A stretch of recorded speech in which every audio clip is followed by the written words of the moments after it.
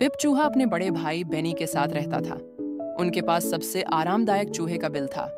ये छोटा लेकिन गर्म और आरामदायक था, और वे छोटे बिस्तरों में लिपटे सोते थे जो सबसे नरम, कम अनुमानित ऊन से बने होते थे। उनका चूहे का बिल एक दीवार के अंदर छिपा हुआ था। बेनी ने इसे बहुत पहले चुना था, जब वे रहने के लिए कोई जगह तलाश रहे थे। यह एकदम सही है, उसने कहा। यह एक घर में एक बेडरूम की दीवार थी जो एक मानव परिवार से संबंधित थी, इसलिए यह शांत और शांतिपूर्ण था। खासकर रात में चूहे के बिल में अपने बिस्तरों में लिपटे बेनी और पिप ने गहरी, सपनों भरी नींद की लंबी रातों का आनंद लिया। वे ज्यादातर समय पनीर के सपने देखते थे, खासकर स्वादिष्ट चेडर पनीर जो पिप का पसंदीदा था। आमतौर पर बेनी और पिप दोनों बहुत अच्छी नींद लेते थे। केवल एक समस्या थी, बेनी खर्राटे लेता था।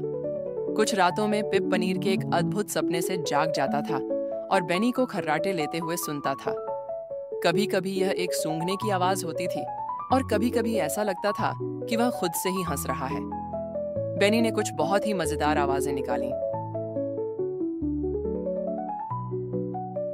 जब उसका भाई खर्राटे लेता था तो पिप को इससे कोई खास फर्क नहीं पड़ता था, सिवाय तब जब यह उसे किसी अच्छे सपने से जगा देता था।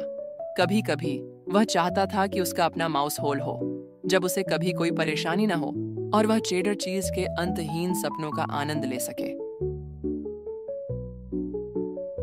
इसलिए एक सुबह पिप ने एक निर्णय लिया। टोस्टेड ब्रेड क्रम्ब के नाश्ते पर उसने बेनी को बताया कि वह क्या करने जा रहा था। पिप ने कहा, अब मेरे लिए अपना खुद का माउस होल खोजने का समय आ गया है। आखिरकार मैं लगभग बड़ा हो गया हूँ। अपने भाई के साथ होल साझा करने के लिए बहुत बड़ा हो गया हूँ। मैं रात में सोने के लिए एक नई जगह की तलाश करने जा रहा हूँ। बेनी मुस्कुराया। ये उसके छोटे भाई की तरह था, जो हमेशा अपने दम पर चीजें आजमाना चाहता था और अधिक बड़ा होना चाहता था। उसने पिप को शुभकामनाएं दी। लेकिन बेडरूम एक बच्चे का था, 4 या 5 साल का एक इंसान, इसलिए फर्श पर हर जगह खिलौने थे। पिप को विशाल, रंगीन बिल्डिंग ब्लॉक और चमकदार खिलौना कारों की भूल भुलैया से अपना रास्ता खोजना था। पिप ने सोचा कि यह कैसी गंदगी है। व्यक्तिगत रूप से उसे अपना स्थान अच्छा और साफ रखना पसंद था। यह कुछ ऐसा था जो उसके भाई ने उसे सिखाया था, हमेशा साफ सफाई रखना। खैर, पिप ने सोचा, कोई बात नहीं, इससे कोई फर्क नहीं पड़ता, खासकर जब वह बेडरूम से बाहर जा रहा है। वह खिलौनों की भूल भुलैया से भागता हुआ फिर दालान से नीचे, सीढ़ियों से नीचे, पूरे लिविंग रूम तक गया। यह कमरा सुंदर लकड़ी के फर्श के साथ उज्जवल और साफ था। जब पिप उस पर चला गया तो उसके पंजे क्लिक क्लिक क्लिक की आवाज करने लगे और सोफे के पीछे छिपा हुआ एक विशाल चूहे का बिल था। पिप ने इसे देखकर मुस्कुराया। हाँ, उसने फैसला किया, यह उसका नया घर होगा। उसने दिन भर पंखों से एक आरामदायक बिस्तर बनाने और सजाने में बिताया, जो उसे सोफे के कुशन में मिले थे। जल्द ही रात हो गई। पिप आमतौर पर लगभग 7 बजे जल्दी सो जाता था। अधिकांश चूहों की तरह उसे भी बहुत नींद की जरूरत थी, इसलिए 7 बजे से ठीक पहले पिप अपने नरम पंखदार बिस्तर पर लेट गया। आमतौर पर उसका भाई उसे सुलाता और कहता, शुभ रात्रि। बेनी का वहां न होना थोड़ा अजीब था, लेकिन पिप ने खुद को याद दिलाया कि वह अब एक बड़ा चूहा बन गया है। वह लगभग बड़ा हो गया था, इसलिए उसे अपने भाई की जरूरत नहीं थी। वैसे भी वह कल बेनी से मिलने जाएगा और उसे अपने नए घर के बारे में सब कुछ बताएगा। पिप ने अपनी आंखें बंद कर लीं।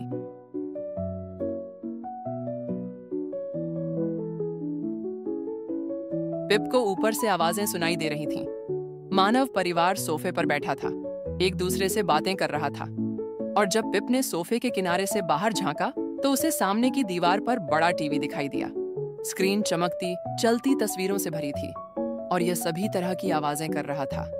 पिप ने आह भरी। वह आज रात यहां नहीं सो सकता था इन आवाजों के साथ। उसे दूसरे कमरे में कोशिश करनी होगी, इसलिए वह लिविंग रूम रसोई के तौलिए से खुद के लिए बिस्तर बनाने के बाद पिप सोने के लिए तैयार होकर मुड़ा। उसने एक बड़ी कर्कश जम्हाई ली और अपनी आंखें बंद कर लीं। लेकिन जैसे ही उसे लगा कि वह सो रहा है, उसने एक और आवाज सुनी।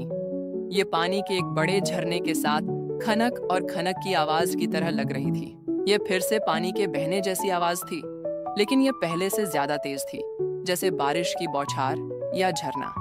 पिप ने झुंझलाहट में बिस्तर से उठकर देखा और एक बार फिर उसने अपना सिर छेद से बाहर निकाला, ये देखने के लिए कि क्या हो रहा है। उसने पाया कि बाथरूम में कोई शॉवर का इस्तेमाल कर रहा था। कांच पूरी तरह भाप से भरा हुआ था और पानी नीचे बह रहा था। पिप कुछ पल के लिए वहीं खड़ा रहा, शॉवर की आवाज सुन रहा था। कम से कम ये एक अच्छी आवाज थी। बहता पानी तेज था, लेकिन यह आरामदायक भी था। शायद अगर वह यहाँ थोड़ी देर और रुकता तो उसे इसकी आदत हो जाती और वह वैसे भी सो जाता। फिर उसने अपना सिर हिलाया। नहीं, वह यहाँ नहीं रहना चाहता था, खासकर तब जब हॉल के नीचे एक और बहुत शांत कमरा था। तो जल्द ही पिप वापस वहीं आ गया जहां से वह बेडरूम में शुरू हुआ था। लेकिन इस बार उसे आश्चर्य हुआ, फर्श साफ था, खिलौने सभी व्यवस्थित थे। पिप इस बात से बहुत खुश था। अब उसके लिए कमरे में घूमना बहुत आसान हो गया था। खिलौनों के ब्लॉक और कारों के बीच से गुजरने के बजाय वह कालीन की खुली जगह पर सीधा चलता था। और हालांकि अब अंधेरा था, उसे अपना रास्ता खोजने में कोई परेशानी नहीं थी। उसे ठीक से पता था कि वह कहाँ जा रहा है। जब वह चूहे के बिल के पास पहुंचा तो उसने चारों ओर देखा। वहां बिन्नी था, अपने बिस्तर में लिपटा हुआ, और वहां पिप का अपना बिस्तर था जो बहुत गर्म और मुलायम लग रहा था। पिप ने एक बड़ी खुशी भरी सांस छोड़ी। घर आकर बहुत अच्छा लगा। तभी बिन्नी जाग गया। वह मुस्कुराया, अपने छोटे भाई को देखकर खुश हुआ। फिर वह बिस्तर से उठा और पिप के लिए एक सादा खाना बनाया, एक स्वादिष्ट पनीर सैंडविच। जैसे ही पिप ने खाना खाया, उसने बिन्नी को अपने रोमांच के बारे में बताया।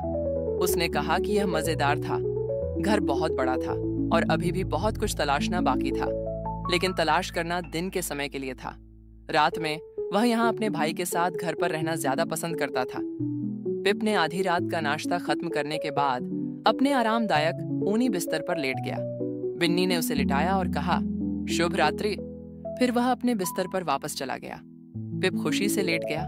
उसने आज बहुत से अलग अलग बिस्तर आजमाए थे, लेकिन यह उन सभी में सबसे आरामदायक था, और इसमें वह प्यारी जानी पहचानी गंध थी, घर की गंध। फिर उसने एक जानी पहचानी आवाज सुनी। बिन्नी धीरे से खर्राटे ले रहा था। पिप ने आज बहुत सी आवाजें सुनी थीं, टीवी, बर्तन और पैन, शॉवर। इसकी तुलना में बिन्नी के खर्राटे एक सुखदायक लोरी की तरह थे। पिप को और भी ज्यादा नींद आ रही थी। उसे यकीन था कि वह आज रात अच्छी नींद लेगा और चेडर चीज के कुछ शानदार सपनों का आनंद लेगा। उसने अपनी आंखें बंद की और एक और संतुष्ट आह भरी, और जल्द ही वह भी गहरी नींद में सो गया।